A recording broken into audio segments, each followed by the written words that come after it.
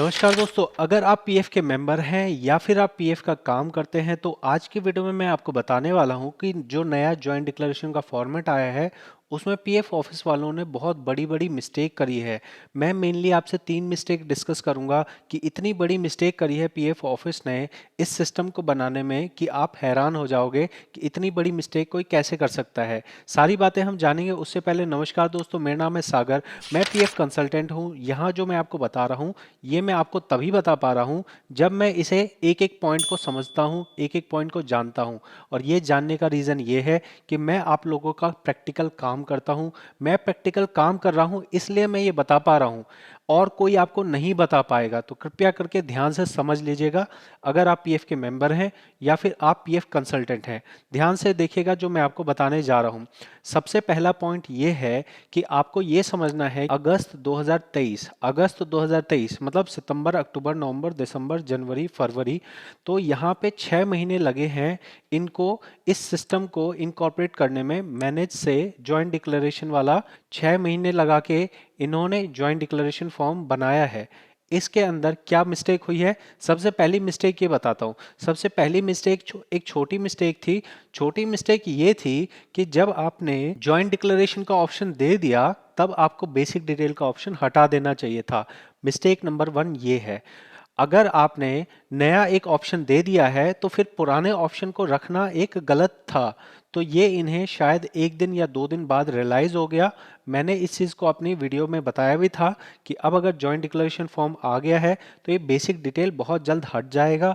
और basic detail वाला error इन्होंने सुधार लिया है। बेसिक डिटेल का ऑप्शन अब आपको नहीं मिलेगा। अब आपको सिर्फ ऑप्शन मिल रहा है जॉइंट डिक्लेरेशन का।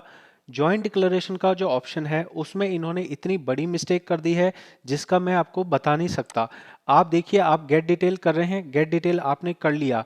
सबसे बड़ी मिस्टेक जो पीएफ ऑफिस ने करी है वो ये है कि रिलेशनशिप के अंदर में सिर्फ उन्होंने रिलेशनशिप फादर और मदर रखा है, हस्बैंड रिलेशनशिप रखा ही नहीं है। तो ये है पीएफ ऑफिस की इतनी बड़ी मिस्टेक, जिसकी वजह से पीएफ ऑफिस का क्या कहना है? पीएफ ऑफिस का ये कहना है कि चाहे कोई फीमेल हो तो उसका हस्बैंड नहीं हो सकता है।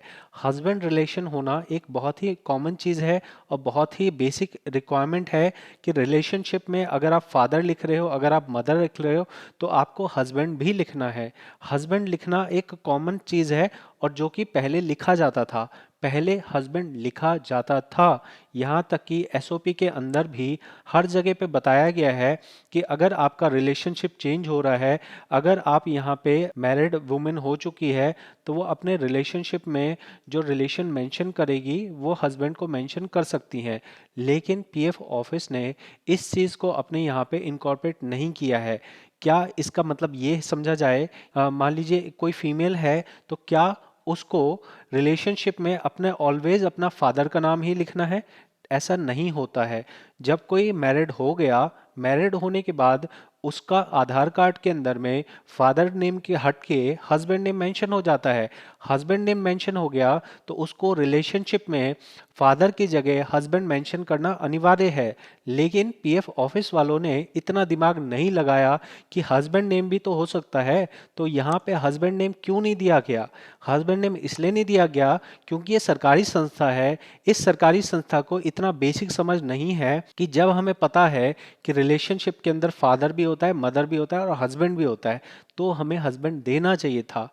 ये है इनकी इतनी बड़ी मिस्टेक, ब्लंडर मिस्टेक इन्होंने करी है और इस ब्लंडर मिस्टेक को अभी तक भी इन्होंने सुधारा नहीं है।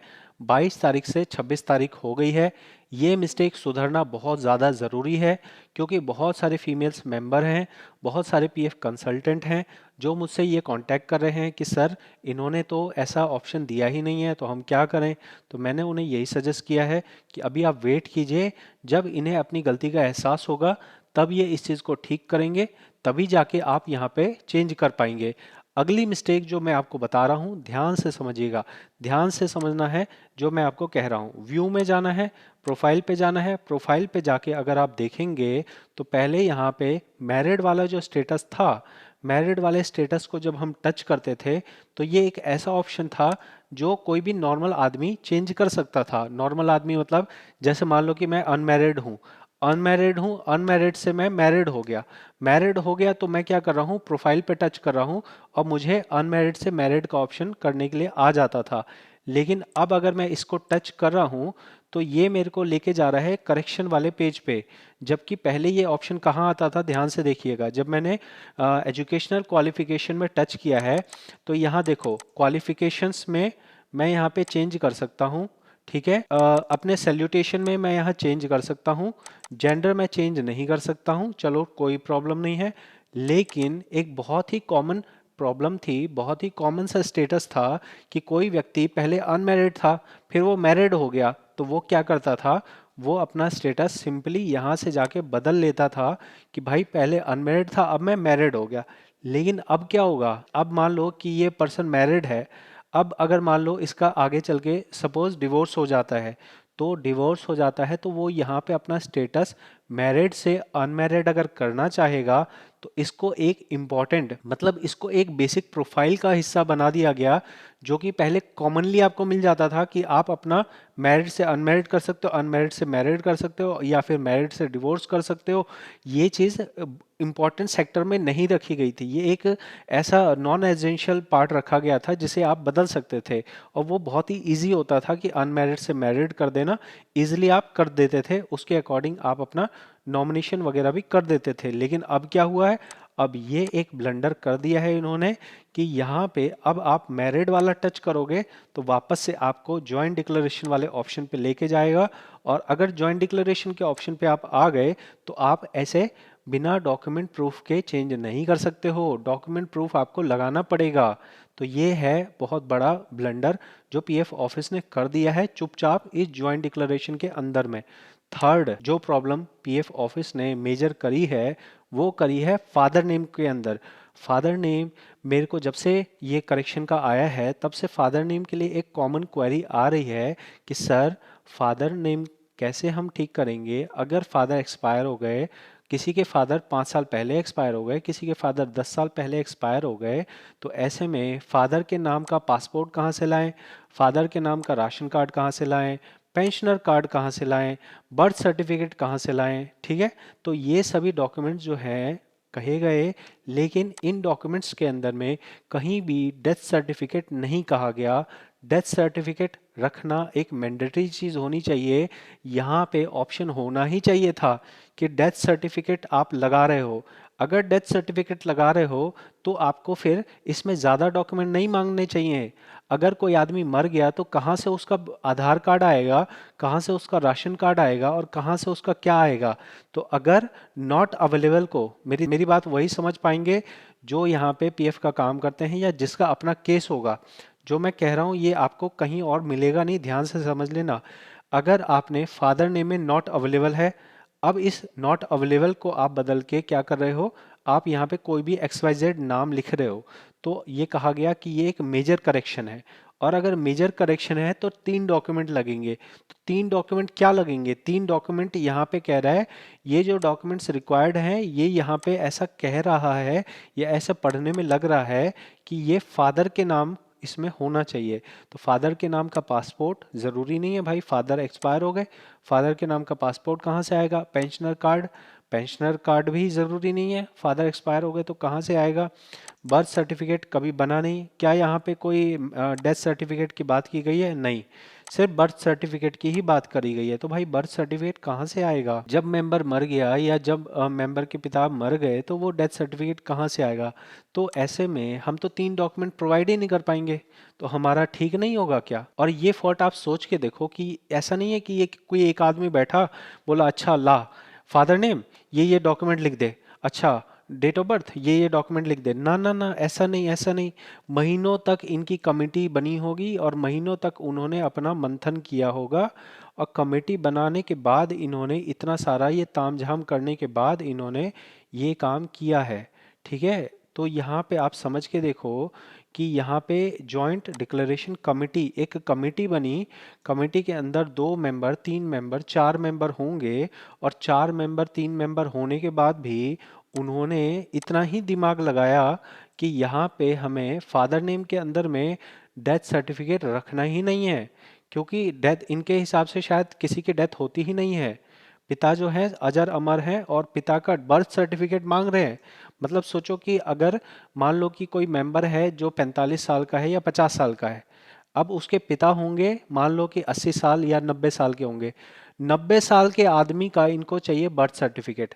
या फिर ये अगर मान लो सपोज मैं कहता हूँ कि ये जो बर्थ सर्टिफिकेट मांग रहे हैं ये किसका मांग रहे हैं, यहाँ क्या लिखा गया है कि मेंबर का चाहिए certificate issued by birth municipal corporation other notified.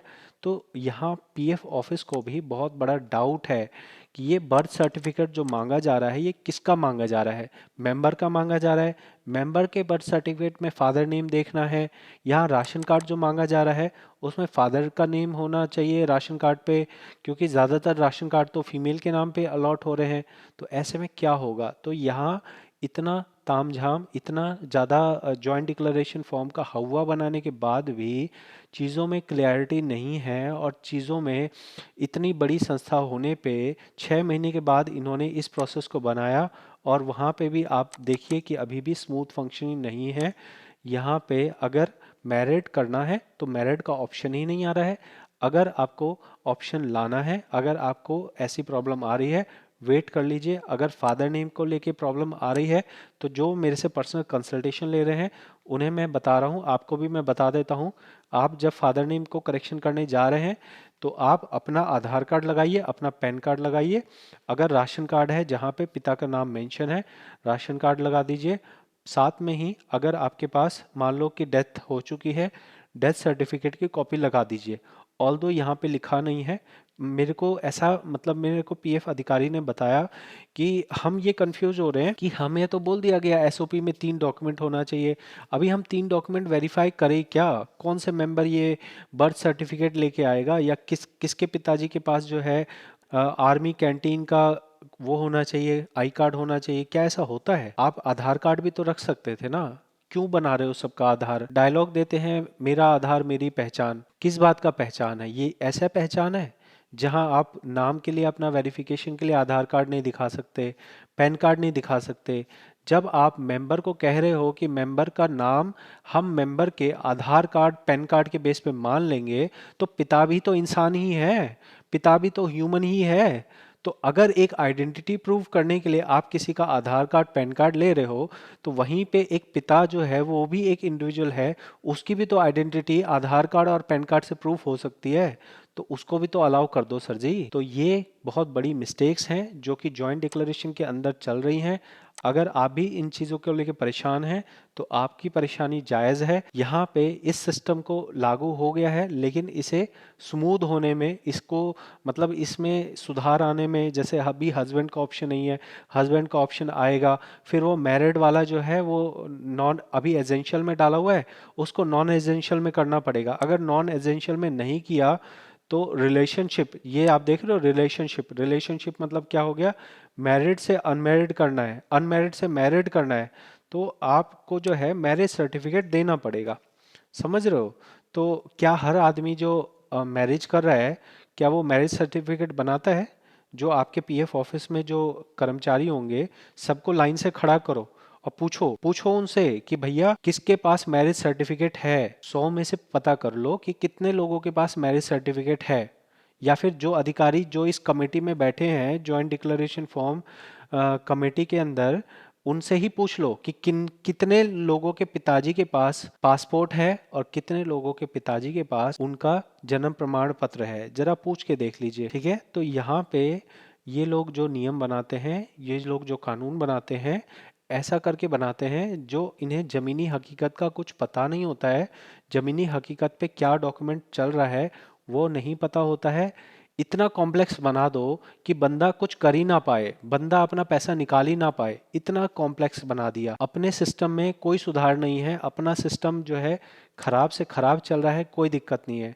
लेकिन जब सामने वाले की रिस्पॉन्सिबिलिटी आती है तब हम बन जाते हैं हरिश्चंद। हम हरिश्चंद इतने महान वाले बन जाते हैं कि हम तो ऐसा एक्सपेक्ट करते हैं कि सामने वाला जो है वो पीएचडी करके बैठा है और उसको हम बताएंगे कि अपने पिताजी का तुम जन्म प्रमाण पत्र लाओ, आपके पिताजी आर्मी कैंटीन में अगर उनका कार्ड बना हो वो लाओ, आपके पिताजी का पेंशनर कार्ड बना हो वो लाओ। हमें क्या करना है, हम कुछ नहीं करेंगे, हम सिर्फ आपके कागज देखने के लिए बैठे हैं। जहां मर्जी से कागज बना के लाओ, जितने मर्जी आप धक्के खाओ, जहां आपको जाना है जाओ। लेकिन हमारा सिस्टम जो है वो बढ़िया है, वर्ल्ड क्लास है।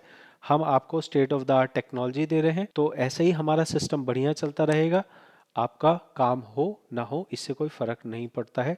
तो अगर आप भी पीएफ के मेंबर हैं, इस हकीकत को समझ लीजिए कि जो आपका काम है वो आपकी ऐसी संस्था है जहाँ पे आपका काम होना आसान नहीं होता है।